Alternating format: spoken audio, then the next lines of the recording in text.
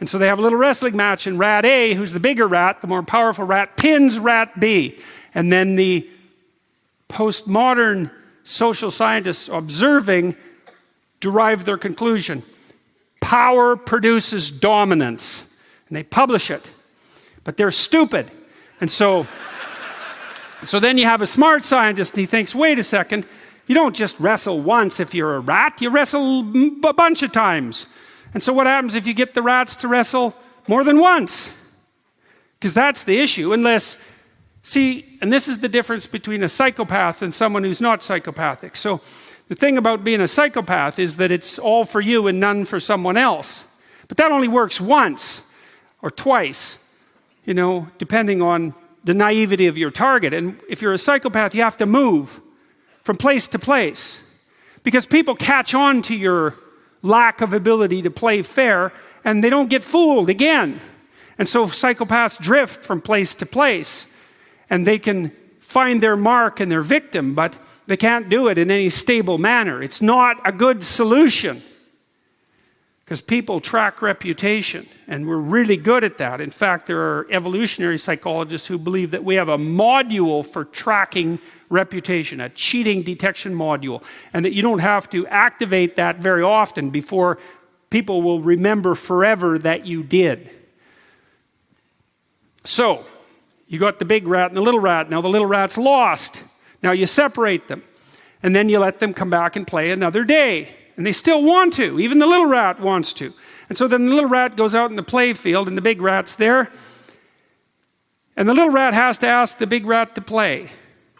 And you think, well, how does a rat do that? It's like, well, you've been in dog parks, and you see what dogs do. Maybe you've had dogs. You know how dogs act when they want to play. They sort of bounce around. They kind of look at you, you know, and they bounce.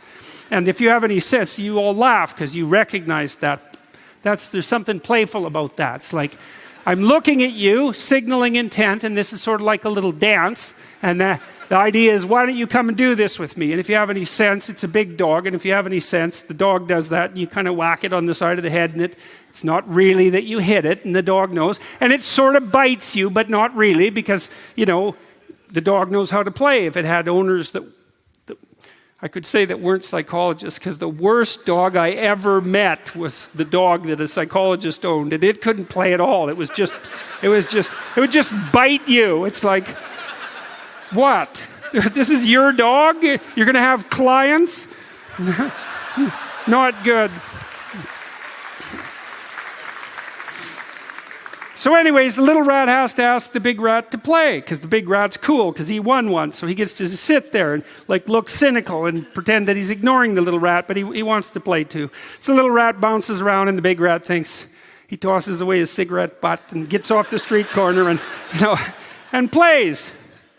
And because he's 10% bigger, he could pin the little rat, and maybe he does that. But if you pair them repeatedly, and the big rat doesn't let the little rat win 30% of the time, the little rat stops asking him to play. And that is so cool. I read that, it just blew me away. I thought, really? You're kidding.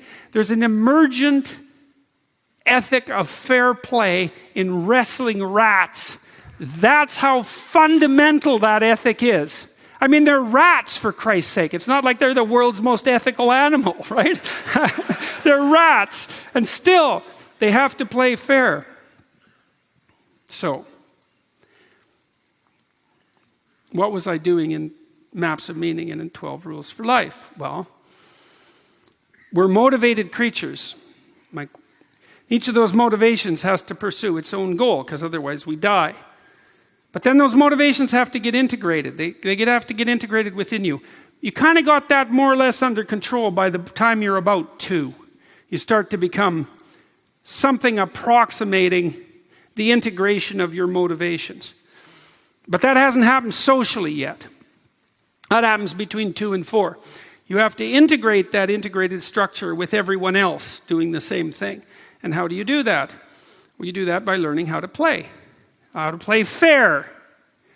And there's a reciprocity that goes along with it. I'll give you another example. So here's a game that behavioral economists have been playing with people. So here's the game. So you take person A and you take person B and you say to person A, look, I'm going to give you $100. You have to share it with the person next to you. And you can offer them a fraction of it, whatever fraction you want. And if they take it, you get the $100 and you split it with them. But if they refuse it, you guys get nothing. So you say, okay, well, here's $100. How much are you going to offer the person next to you? Now, a classical economist would say, well, you offer them $1. Well, why? Well, because you're trying to maximize your own self-interest, because that's what you are. You're going to maximize your own self-interest. And why would they say no? It's like they get $1, and that's better than nothing. Why would they say no?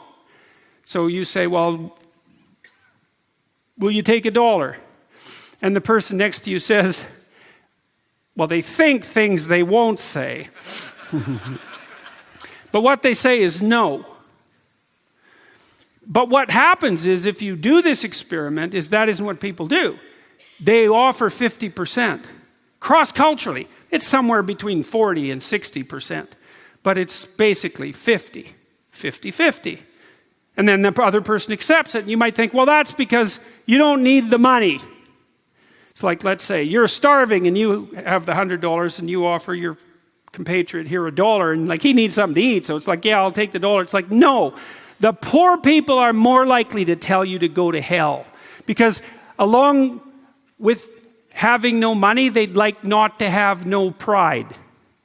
Right? You got to hang on to something. And so you can at least still tell someone to go to hell when they deserve it. And that's something.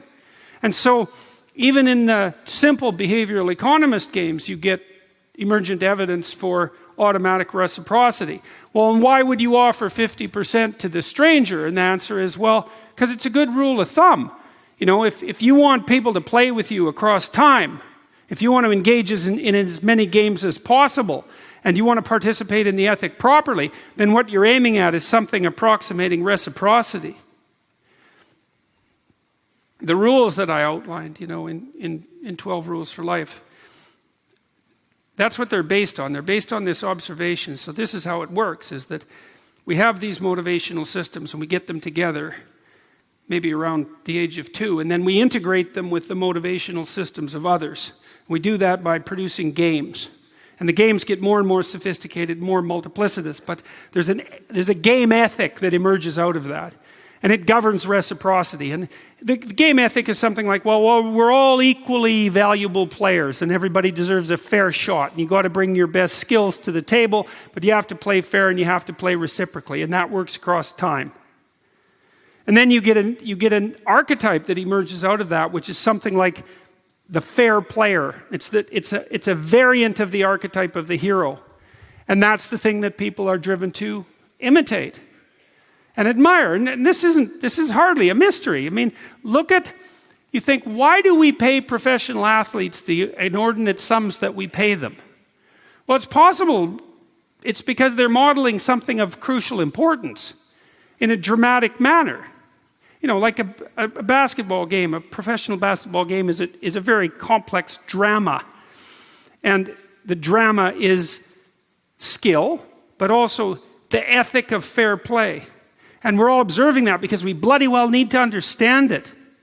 And then you see that echoed. So you get the emergent ethic, and that's the pattern of behavior. And then you get representations of that. You get abstract representations of it. That's what we're doing when we play these abstract games. It's also what we do when we tell stories and we make movies and we present plays and we do everything that's dramatic, is that we take a look at that behavioral pattern that's emerged, that works, and then we try to represent it because we need to understand it. It's like, well, what are you like if you're the hero of a story? And what are you like if you're the anti-hero? You're the cheat, you're the crook, you're the deceiver, you're the liar, you're the poor sport, you know, you're the person who fixes the game. And we abstract out those patterns and then we try to imitate them. And all of that that's what drives our knowledge of the ethic of behavior.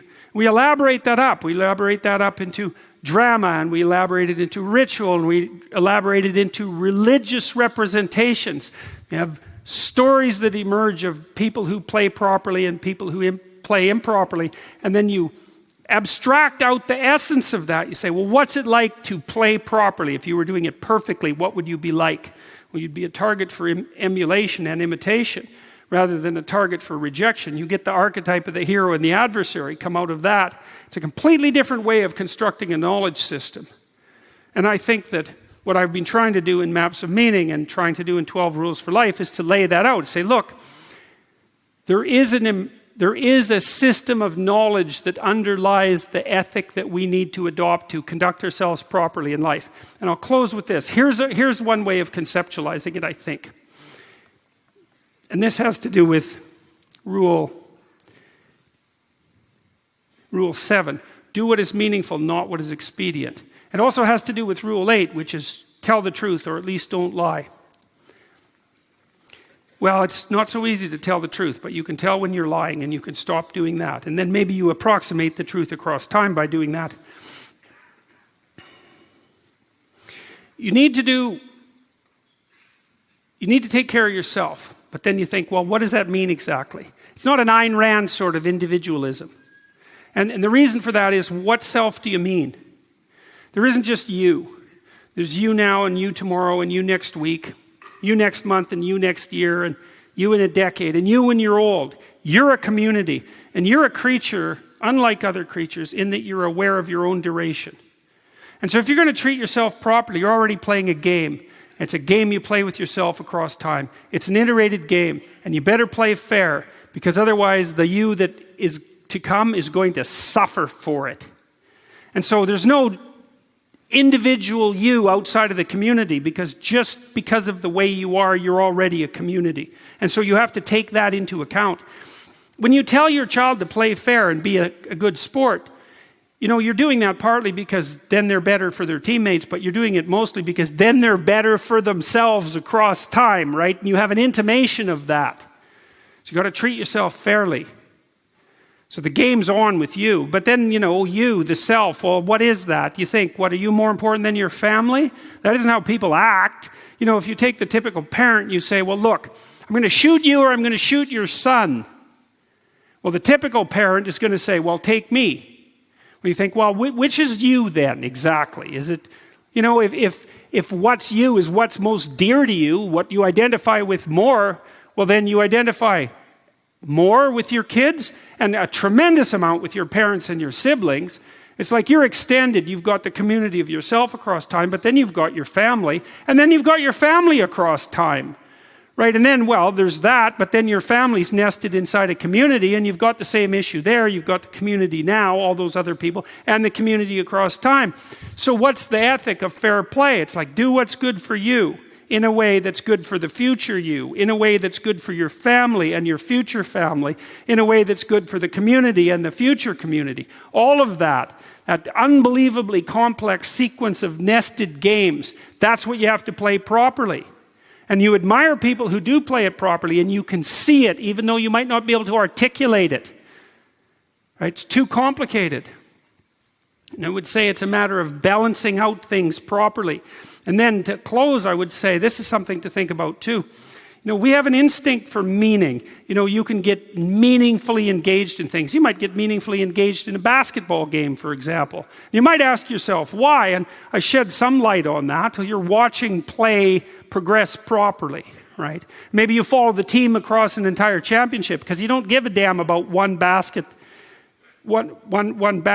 successfully managed. And you don't give a damn about one game successfully won. You want the sequence of games to be won successfully so the championship manifests itself. And you're deeply embedded in that, you know. You might track all the statistics because you care who wins the game that's iterated across time. And you're dramatizing that. You're playing that out. Even though you can't articulate it, you don't really understand it. It still grips you like it should, because that is what should grip you. Say, it grips you and it's engaging and it's meaningful. And the reason for that, okay, imagine this. This is the final part of this. Well, let's say you manage to take care of yourself and your family and your community all at the same time. Let's say that you imagine you're successful as a consequence of that. Like in the broad sense, right? You've got what it takes to live a rich life. Well, what's that going to do to you biologically? It's like, well, isn't that going to make you an attractive partner? Doesn't that make you an attractive mate? And isn't the case that if you're an attractive mate, because you act out that partner, that you're more likely to succeed from an evolutionary perspective? You're more likely to reproduce. Your children are more likely to live. And so what that implies across time is that not only does that ethic exist, and not only do we recognize it, but that the degree to which you're able to manifest that self in your life is associated directly with your long-term success on a biological, speaking on the biological time frame, speaking in the biological time frame. Okay, so imagine that. Then imagine this. Imagine that you have instincts that guide you towards that pattern. I can tell you two of those. One is your conscience.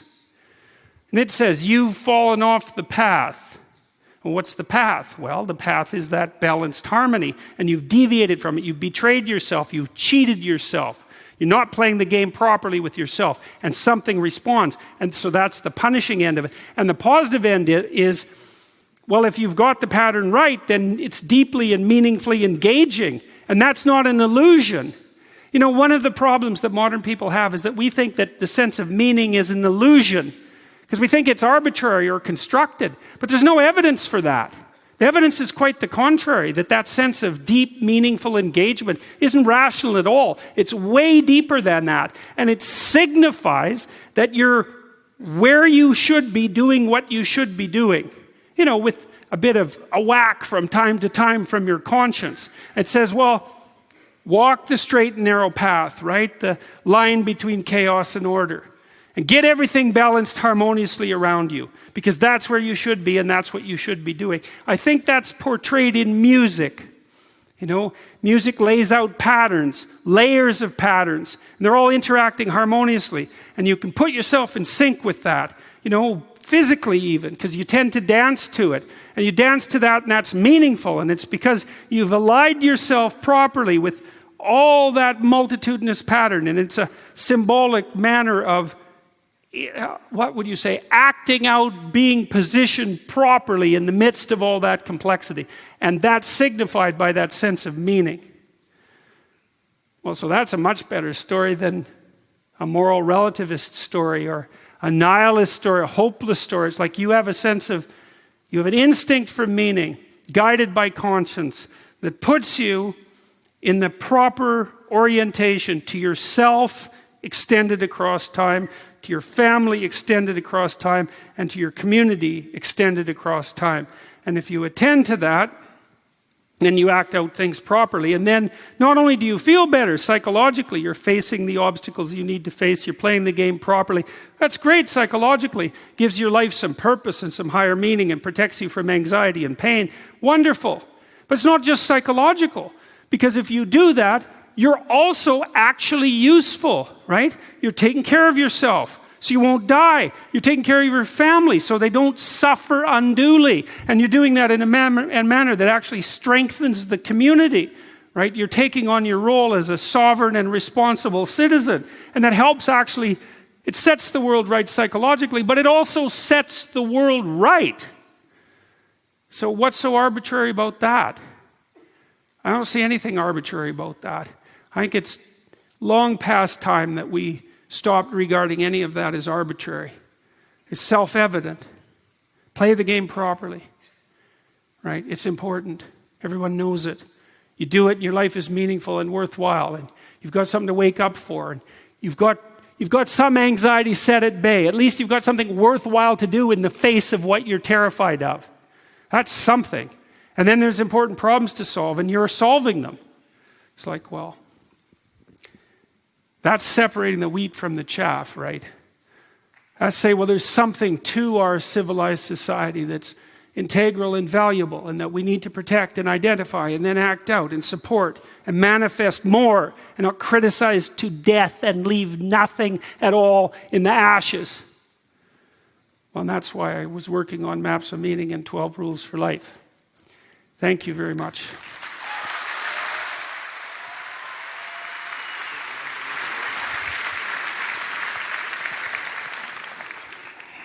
These are the most comfortable chairs we've had. Yeah, geez, wow. Yeah, Look at these maybe chairs. we'll just stay here. Yeah, this is nice. It's good to be back, brother, right? Yeah, it's good to be back. You feeling good? Yeah, it's good to be here. Thank you all for coming. It's much appreciated.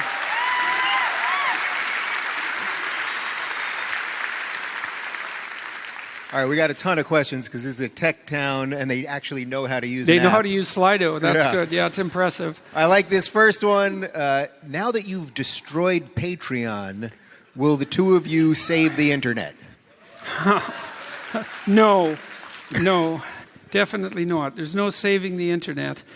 I don't know even if we'll save Patreon, because this is part of the not taking the moral high ground too easily. Dave and I, and Harris as well, Dave talked to Sam in particular, but Dave and I talked about what had happened after Patreon banned Carl Benjamin, Sargon of Akkad, and we thought, well, that's just not acceptable. And so we decided to stop using the platform, and I'd been working on a program that had some parallel functions to Patreon that we were producing for a slightly different reason, and we started talking about the possibility that it could be repurposed as a Patreon alternative, which is something that we're working diligently on and which will happen. But I would never claim that the solution to the problem is going to be straightforward. So we'll see what we can manage. I think Dave and I will start using the platform in about a month and a half, something like that. But we don't know. Maybe Patreon's time has come and gone already because there's already ways of supporting individual contributors. Maybe it's not possible to aggregate a tremendous number of creative people together in a single platform without attracting undue negative attention and the immediate probability of this kind of sensorial action. We don't know, right? Because these technologies are all so new. It looks like YouTube and Facebook are wrestling now, and Twitter as well, wrestling now with the conundrum that they've been presented with, which is, well, there's a billion opinions, and some of them are rough. What do we do about the rough opinions? And the answer might be, like in the frontier heyday of YouTube, when it wasn't run by a giant and increasingly rigid corporation, then anything went.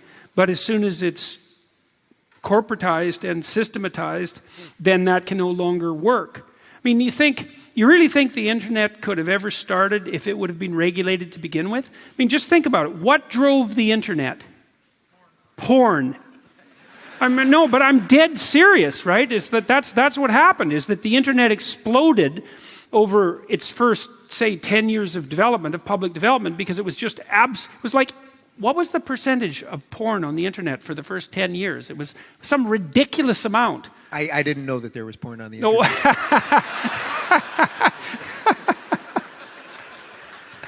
Oh, yeah. See, everyone learned something at a Jordan Peterson event. You see what I'm saying? Yeah. So I don't know if it's a solvable problem, but we're going to try. I think at least we're going to try to build a platform where if you're on it, we're not going to kick you off arbitrarily. I think we can promise that.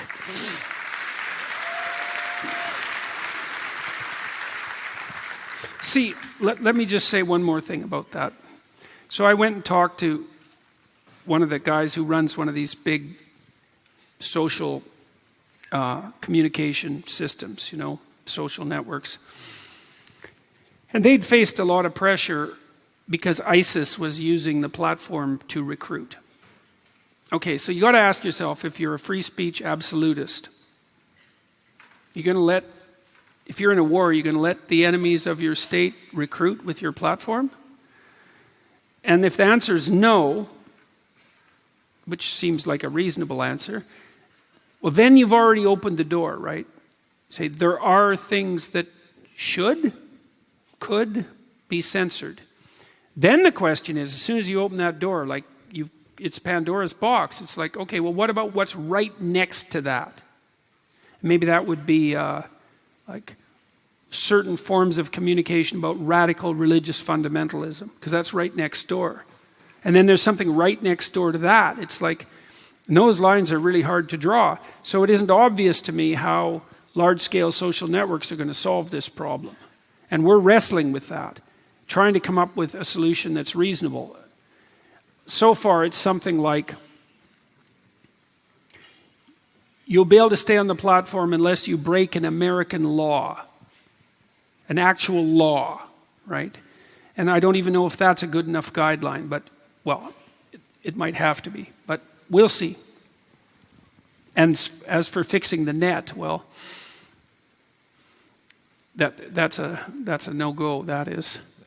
So we offer whatever content we can manage, and people seem to enjoy it, and that's working pretty well, but that's about all we can manage. And maybe that's all that's manageable. And there's porn out there, so who knew? The APA recently defined traditional masculinity as toxic, conflating virtuous and harmful aspects. How can we reverse this dangerous ideological progression? Oh, the purpose was to conflate the virtuous and the harmful. That's the purpose of the document, is to blur the distinction between the two. And I think the real reason, I'm writing an article about this right now, I think the actual reason was to damage the virtuous. Because that's the best way of doing it, right? If you want to damage the virtuous, what you do is you conflate it with the harmful. It doesn't hurt the harmful any to have it conflated with the virtuous. So let's say your real motivation is like a seriously deep resentment and spite. And that the best way to manifest that is to take the virtuous and conflate it with the pathological and to take down the virtuous. And maybe that's because you can't bloody manage it on your own. That's what it looks like to me. So.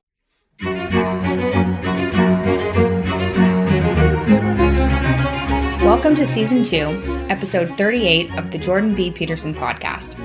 I'm Michaela Peterson, Dad's daughter and collaborator, girl who only eats meat and does extended fasting. Believe it or not, my brother is basically completely normal. He's probably adopted, or he takes after my mom's side. I haven't figured out which. Today's episode is a 12 Rules for Life lecture recorded in San Jose on January 22nd, 2019. I've named it Resolving the Science-Religion Problem. Last week, I walked on the beach for the first time with no pain in almost 12 years. I had my ankle replacement replaced last January, and that is kind of a hellish surgery. I was awake during it too because I opted out of general anesthesia. About a quarter of the way into the surgery, I regretted that, but hey, I survived. Anyway, the surgeon fixed the problem being a crooked ankle replacement, installed 10 years prior. Isn't that crazy? So after about a half a mile walking in the sand, I literally cried with appreciation. It was beautiful. I had overlain my experience of beaches with sadness and hatred and frustration, and that's gone now. It's a hell of a lot easier when you're not in pain. Sometimes the beauty in life is overwhelming. Just wanted to share that with everybody because it was really overwhelming and it made my day. Exciting news. Dad is launching his very first e-course on December 17th, 2019. It's available for pre-sale currently. A lot of people have been asking us for a more structured and condensed resource where they can learn about personality without needing to spend 30 plus hours watching videos, reading resources, etc. So earlier this year, we recorded a new video series that will be packaged as an online course with 8 videos, supplementary materials, including lecture notes, additional reading materials and resources, transcripts, a free license to the Understand Myself personality assessment, and an exclusive discussion group, all designed to give you an in-depth look and understanding of your personality. Personality is my favorite topic in psychology. It's worth checking out if you've been intending to learn about personality and want to do it in a concise and structured format. Dad's released a lot of information about personality on YouTube for free, but this is a more concise, structured way of learning and features some information on personality differences between genders, so that's cool. Go to jordanbpeterson.com/personality to check it out. If you're listening to this podcast before December 17th, 2019, we're currently offering a pre-sale for a 15% discount on the course at $120. If you're interested, this is a great opportunity to get it at a lower price or buy it for someone for Christmas even. Hopefully you find it cool. I did. I sat in on all the lectures even though I had food poisoning at the time. Imagine getting food poisoning when you only eat one thing. Not ideal, but I still sat through the lectures. They're that good. Check it out at jordanbpeterson.com/personality.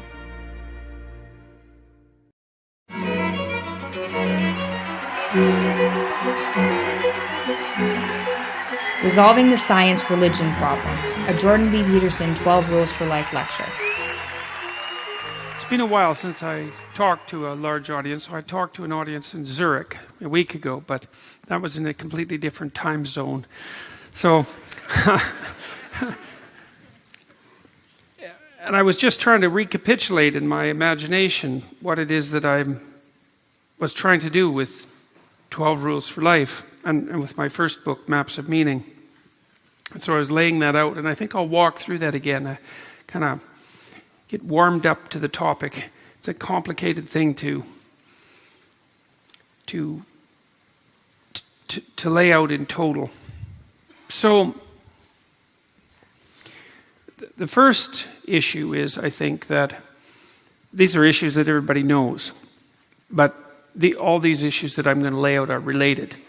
So the first issue that everybody knows is that there's a conflict between religion and science. And so that's a conflict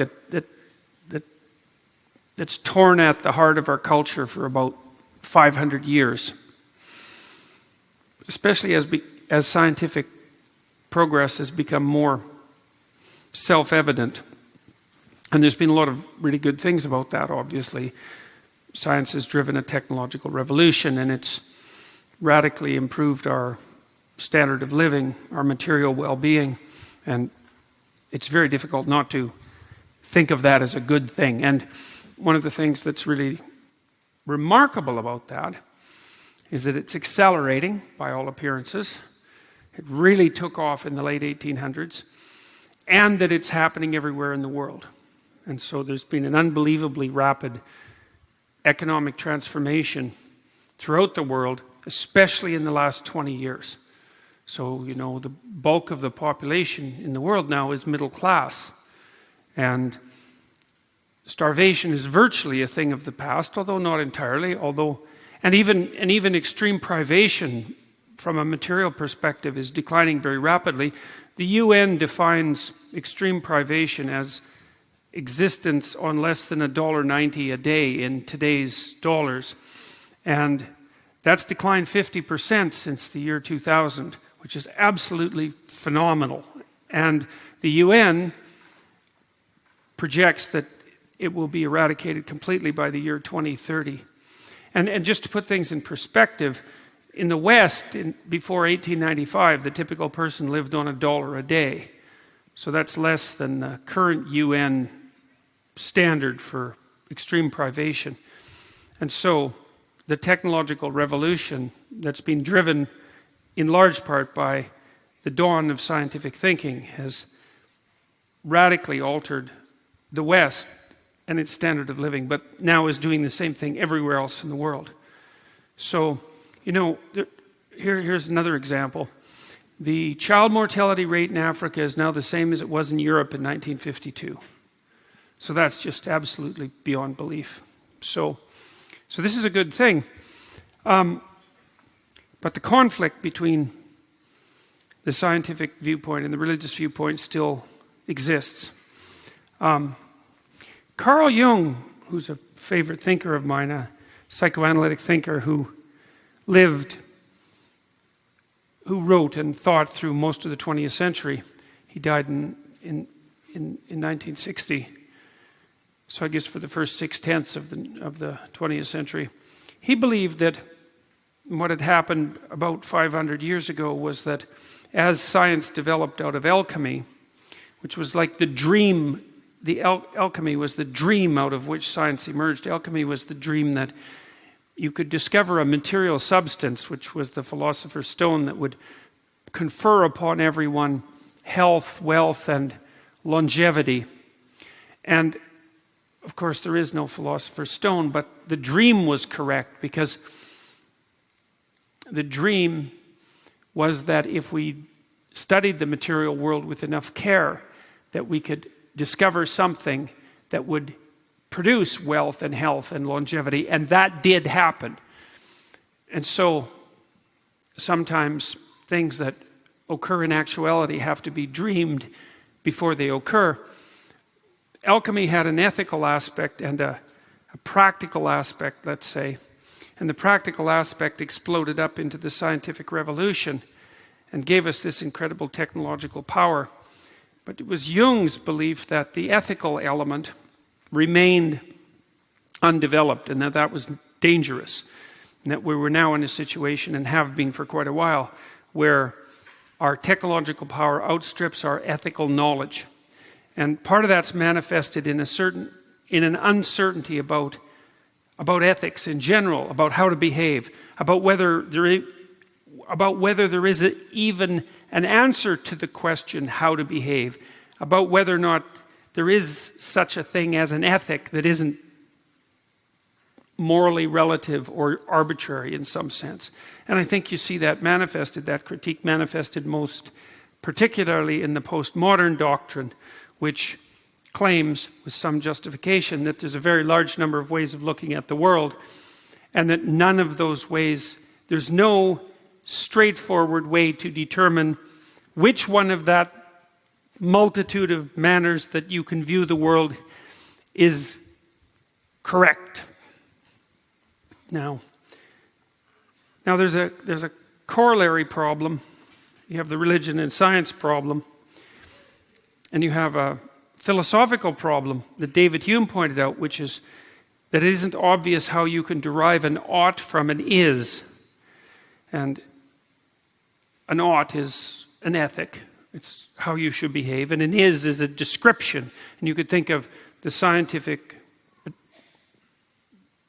method as an attempt to describe what is, and the ethical endeavor as an attempt to describe what ought to be. And according to Hume, there was a gap between the two, and it wasn't a straightforward thing to bridge. And that seems to be right. So there's a parallel problem, the is-ought problem, the science-religion problem.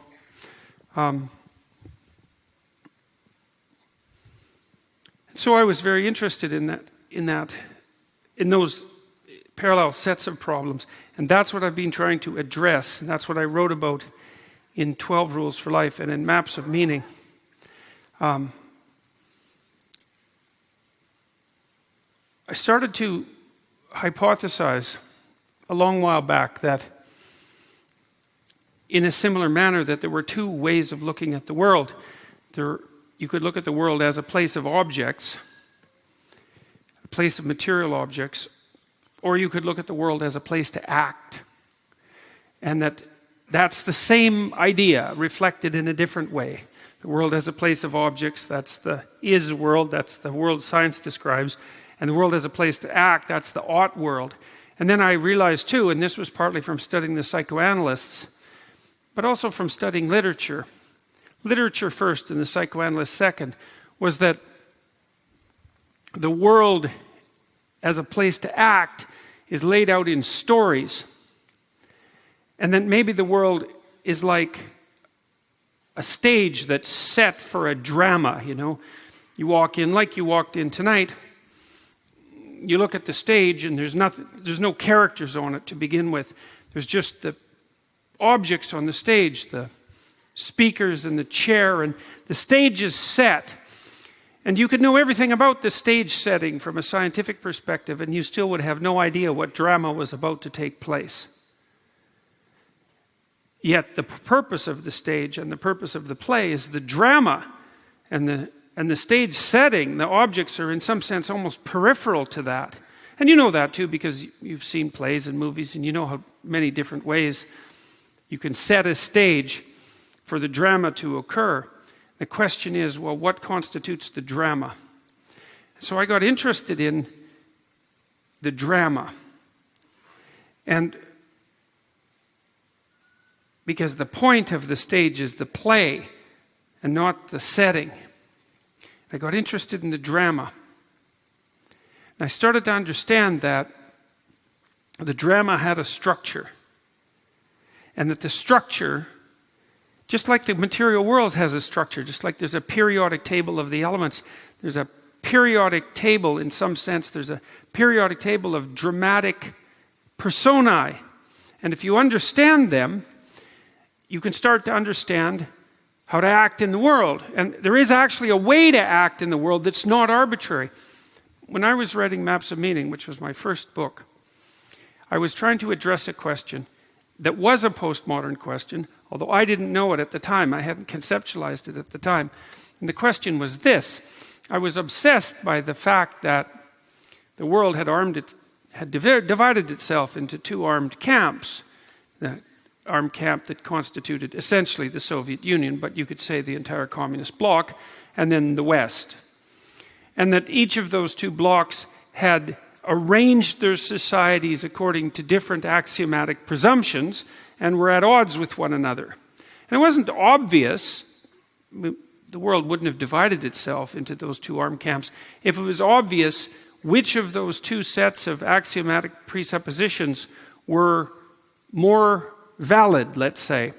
Or maybe the problem was even deeper than that, which was those were just two arbitrary sets of axiomatic presuppositions out of a very large number of potential sets, and they just happened to be the ones that emerged, and they were at odds with one another. And so I started to study the understructure of the two belief systems to see if one of them had more validity than the other, if I could figure that out, if there was something underneath at least one of them.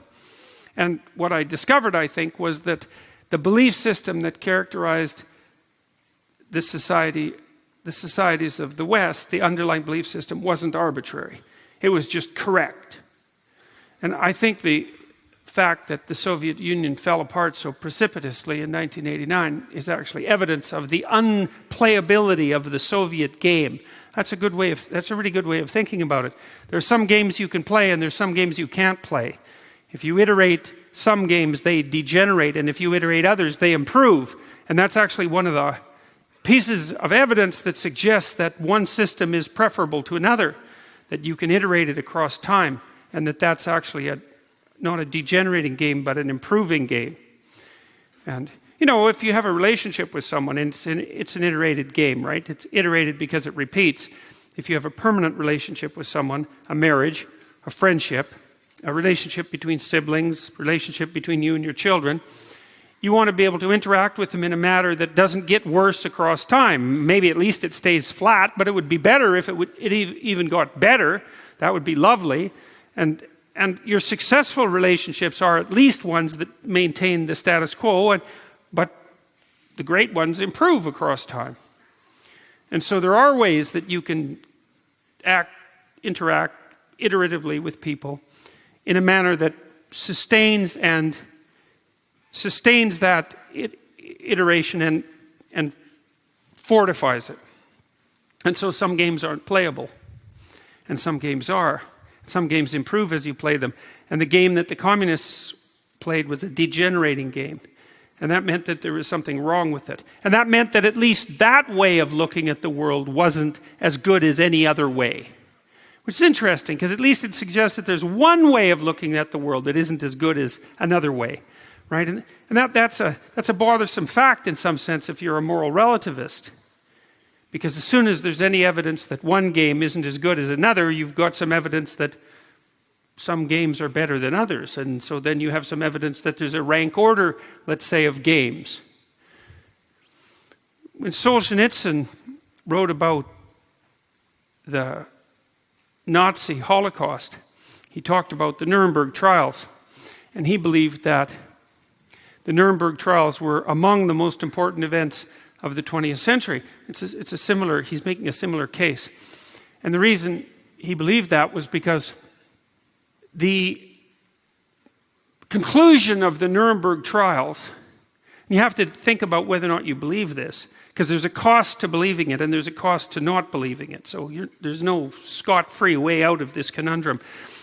The conclusion of the Nuremberg Trials was that there were some things that you could not do if you were human without being subject to moral sanction, regardless of your cultural milieu, right? Those were what have come to be known as crimes against humanity. So the Nuremberg Trials made it axiomatic that some things were wrong, independently of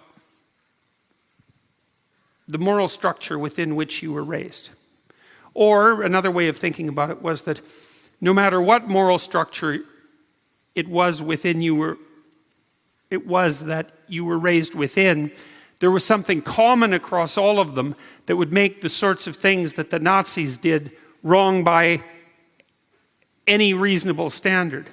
Now, you don't have to believe that, but if you don't believe that, then that puts you in an awkward position with regards to the Holocaust, say.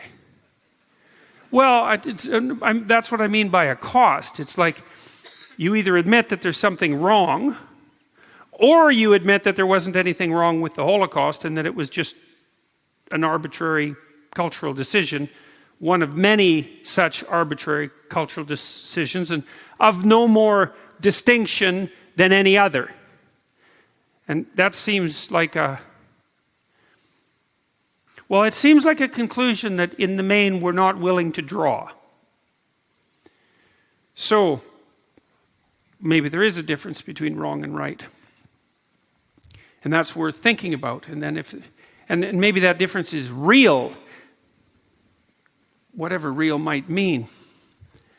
Now, let's think about the problem of how to act.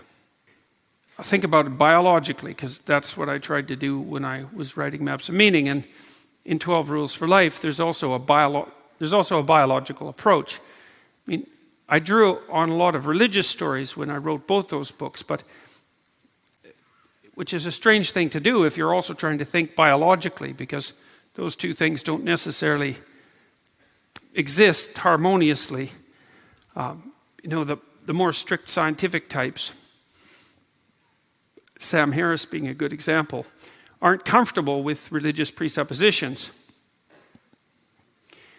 And so the attempt to use a standpoint derived from physics and a standpoint derived from biology, say, social science for that matter, and to ally that with religious presuppositions is an awkward marriage. But it can be done. I should tell you a story about Jean Piaget. Jean Piaget was probably the greatest child developmental psychologist of the 20th century. He invented the field. He had a messianic crisis when he was a young man, and he was tormented by the contradiction between science and religion, and decided that he was going to devote his entire life to rectifying that. And I actually think he managed it to a large degree. It's not generally how Piaget is discussed. When we discuss great people, we generally don't discuss them in their full peculiarity.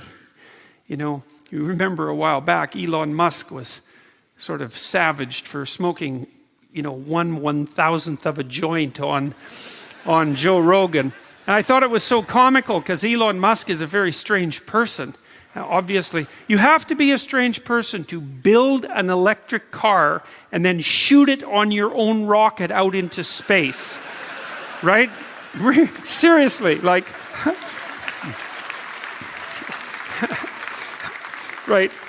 Either one of those things is really strange, but the joint probability of doing both is way below zero.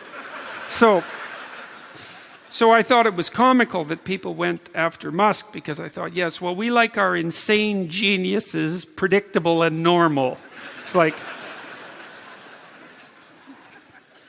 Anyways, Piaget did do a very good job of reconciling religion with science, although people don't really know that, because that isn't how they read Piaget. And I think that's partly because they're afraid of if you read someone who's really a genius, the depth of their genius will frighten you. And so you'll only read down into their work till you hit what you can't abide, and then you'll stop. And that's the case with Freud, and it's the case with Jung for sure, because if you read Jung and you have any sense, you're terrified instantly. And then it's also the case with Piaget. And so I'll weave in what it was that he discovered. Okay, so we're going to think about this biologically. So let's say, well, one of the problems you have is what the world is made out of. Now, one of the things that's kind of interesting about human beings is that we really didn't care about that very much for a very long period of time, right? I mean, we didn't invent science until about 500 years ago. Now, you can argue about that, and you could say that the precursors for the scientific viewpoint were laid down by the Greeks, and then we could say, okay, well, that was 2,500 years ago or 3,000 years ago. But who cares?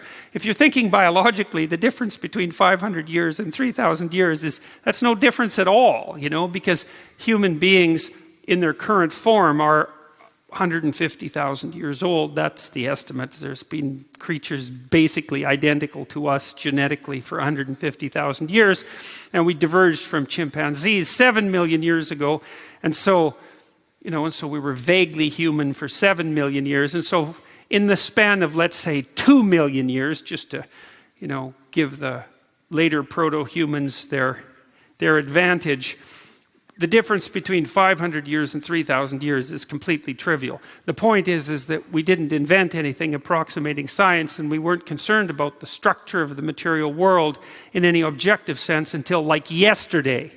And really, we managed to survive without it. And then, of course, there's the 3.5 billion years of biological evolution that preceded even the emergence of human beings that existed in the absolute absence of anything approximating a scientific perspective, which indicates that, well, that perspective appears to not be strictly necessary from the perspective of survival, and B, that something else was occurring to provide us with the knowledge that we needed during all of that time. And so, when I read Nietzsche decades ago, he talked about how philosophy emerged. So he was an analyst of philosophers. And it was Nietzsche's idea that what the typical philosopher, perhaps even including him, but perhaps not him, produced was an unconscious recapitulation of their own knowledge. That they felt that what they were doing was coming up with a rationalistic account of the structure of behavior, let's say, but really what they were doing was noticing how they acted and then describing that and providing it with a rationale. And so it was bottom up, not top down. So we might think about that. We might think about that because one of the things we do know is that however it was that creatures, animals, us, figured out how to act, over the millions of years that they figured out how to act, it was bottom up and not top down. The simpler the animal, the less capable it is of thinking. And so if you go back far enough, and you don't have to go back that far, you get creatures that can't think at all. Like, there's lots of complex multi-celled organisms that don't have much of a nervous system, and they don't think, they just act, they just exist. And so whatever they're doing isn't a consequence of thinking, it's a consequence, the fact that they know what they're doing is a consequence of something other than thinking. And even more sophisticated animals, mammals, let's say, act and don't think. And so, but they act in sophisticated ways. And so I was reading some of the ethologists about the same time. Ethologists are scientists who study animal behavior. They're not like laboratory behaviorists. They don't put the animals in a controlled environment and do experiments on them. They just use naturalistic observations. So you can imagine Jane Goodall was an ethologist, for example, and she studied chimpanzees. There's a guy named Konrad Lorenz in Scandinavia, and he studied geese and other animals, dogs as well. And so these are people who and Diane Fossey, I think it was Fossey that, now was she gorillas? I think it was gorillas.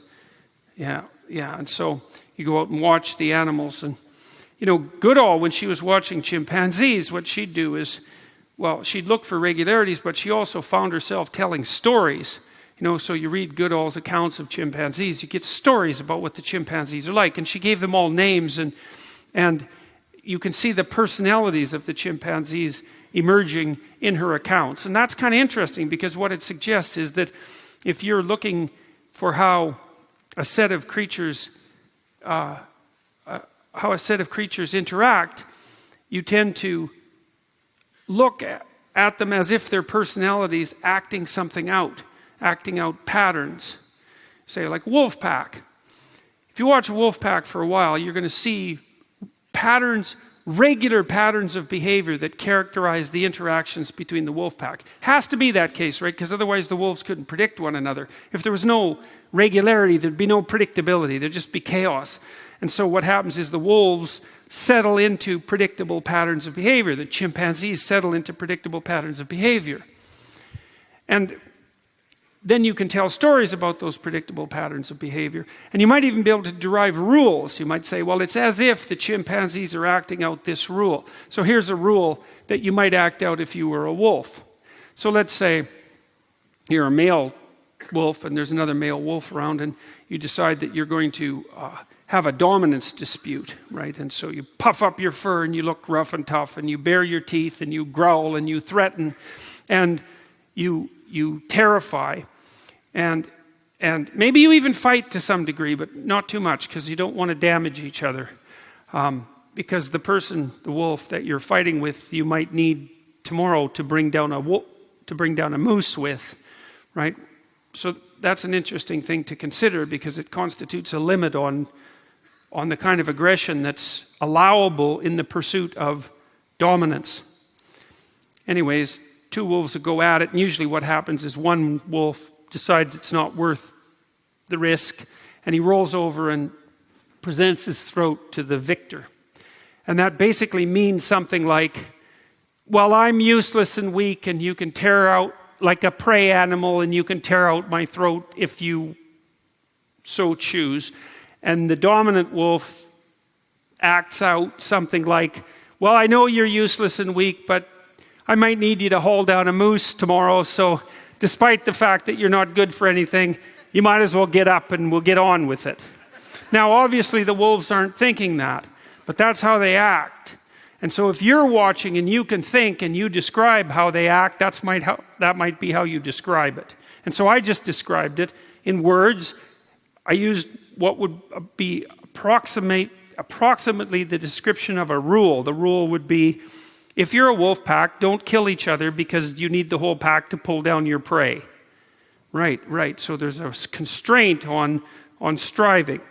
And you can lay it out in a rule-like manner. And I told a little story, and then I derived a rule from it. And that's how we act emerged. So each of us pursues our own motivated behaviors, but then we aggregate together in groups.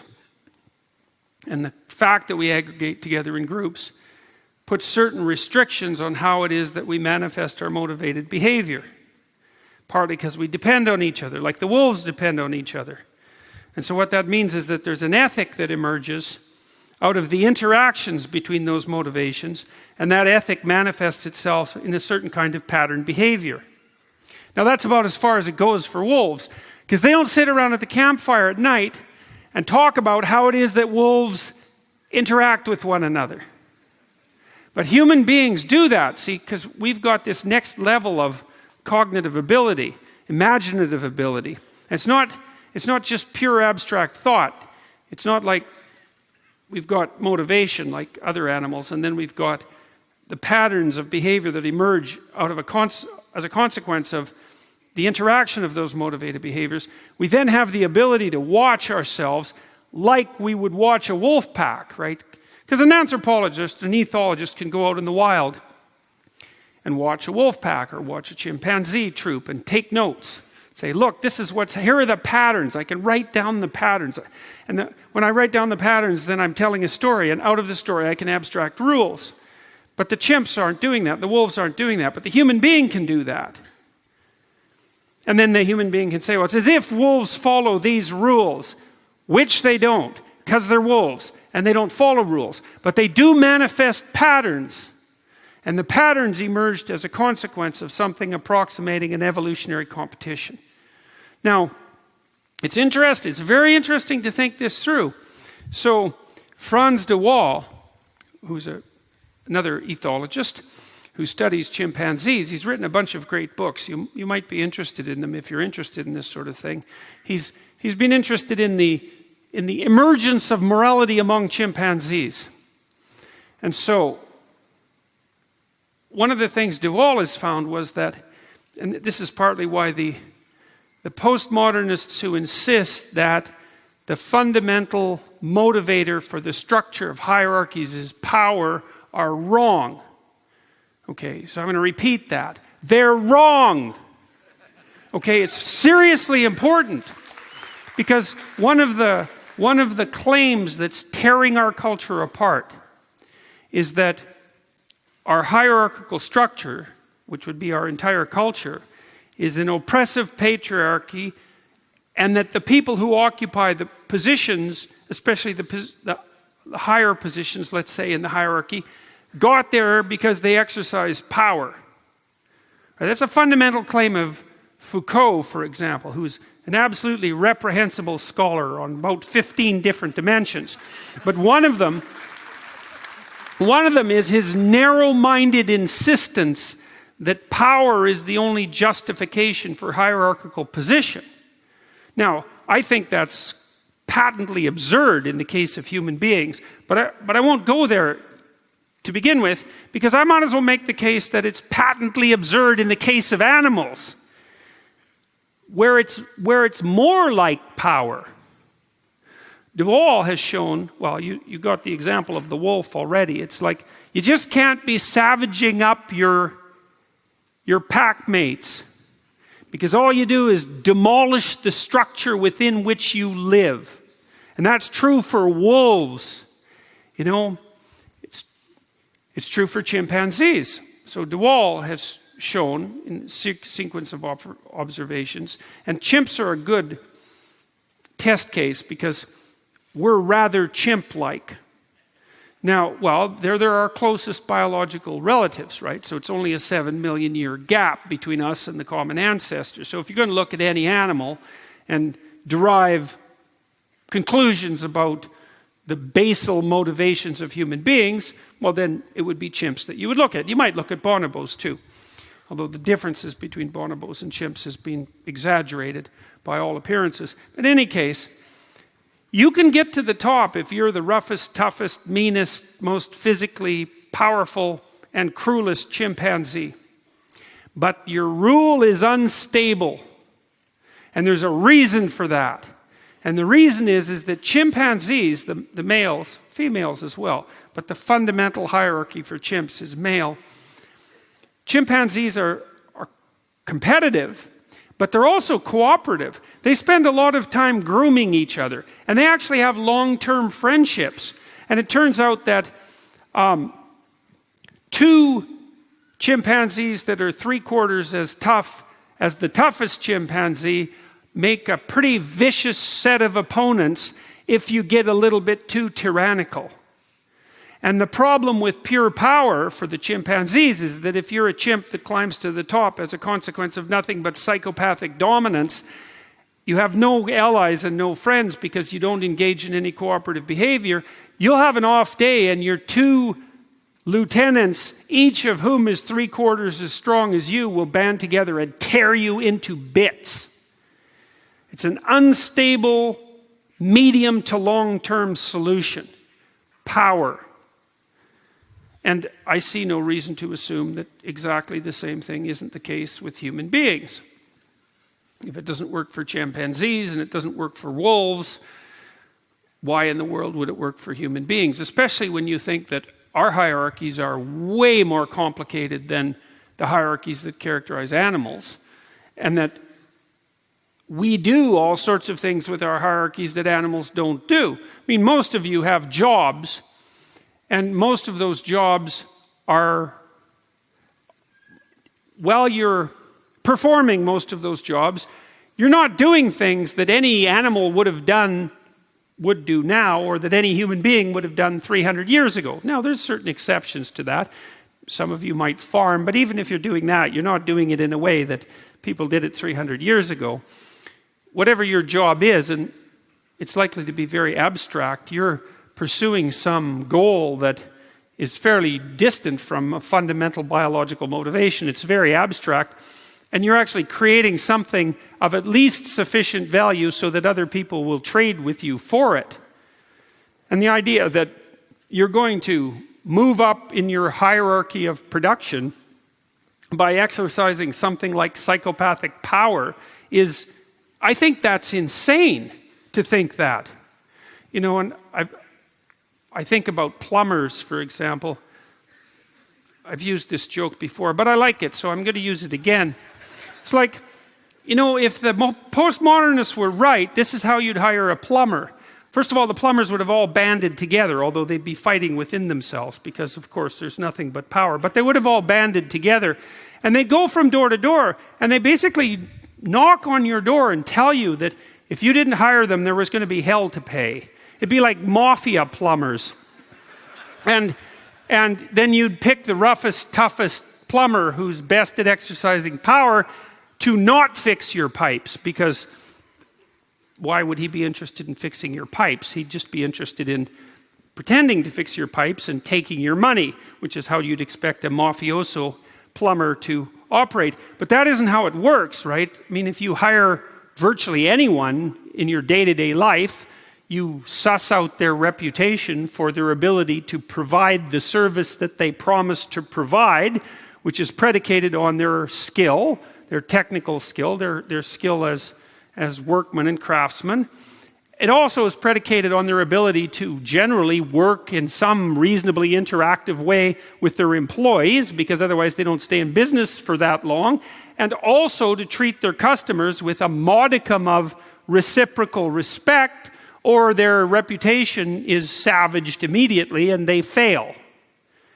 And so this patriarchal structure that we hypothetically all occupy, that's fundamentally predicated on oppression and power, breaks apart into something approximating cooperative competence when you look at any of its subcomponents.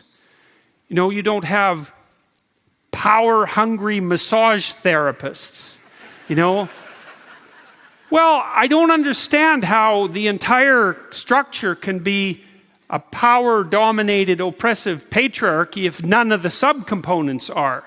It doesn't make any sense to me. And I'm not saying at all that within large hierarchies there isn't room for relatively psychopathic people to now and then manage a certain amount of success. You know that as a hierarchical structure grows in size, that pure power politic players have a higher probability of success. But all that happens to large organizations when they get completely dominated by people who are using power and politics as a means to climb to the top is that they precipitously collapse, because you end up with no one who can actually perform the function that the structure is supposed to perform, and a whole plethora of people who are good at doing nothing but playing politics. And then the company dies.